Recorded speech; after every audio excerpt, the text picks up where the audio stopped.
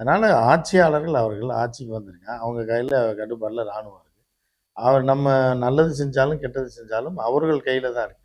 நம்ம பேசாம வேடிக்கை தான் பார்க்கணும். அந்த மாதிரி தான் நம்ம வேடிக்கை பார்க்கணும். ஆனா நல்லபடியா தான் நடந்துட்டு இருக்கு. தாக்குதல்லாம் ராணுவ முகாம்ல பண்ணியிருக்காங்க. ரேடார் அடிச்சிருக்காங்க. ஸ்மூத்தா தான் போயிட்டு இருக்கு. இந்த பிரச்சனைக்கு தீர்வு எப்படிதான் கிடைக்குது? தீர்வு வந்து இப்போ வருவாங்க. இப்போ ஆசை தீர அடிச்சு கொஞ்சம் அடிச்சுக்குவாங்க. அடிச்சு காலி பண்ணிட்டு இப்போ அவனும் அடிச்சுட்டு அப்புறம் அப்படியே கொஞ்ச நாள் போகும்போது யாராவது ஒருத்தர் ஃபோனை போடுவாங்க. பேசலாம் வாங்க அப்படின்னு சொல்லி. அப்புறம் 2 பேரும் பேசுவாங்க. அப்படியே ஒரு வாரம் 10 நாள் 1 மாசத்துல அப்படியே டவுன்ல போகும். இப்போ இது வெளியுறவு கொள்கை மூலமா நீங்க சொல்ற மாதிரி ஜெய்சங்கர் உலக நாடுகள் முழுக்க இதை பத்தி பேசுறாரு, கொண்டு போய் உலக நாடுகள் கிட்ட பேசிதான் இந்த விவகாரத்தை எல்லாம் இது பண்றாரு. இந்தியாவோட வெளியுறவு கொள்கை, ராஜ்ய ரீதியிலான பாகிஸ்தானோட உறவு, இதெல்லாம் இனிமே எப்படி இருக்கும்னு நினைக்கிறீங்க? பாகிஸ்தான்ற ஒரு நாடு இருக்கிற வரைக்கும் இன்னும் 100 வருஷம் ஆனாலும் சரி, 1000 வருஷம் ஆனாலும் சரி, சண்டை நடந்துகிட்டே தான் இருக்கு.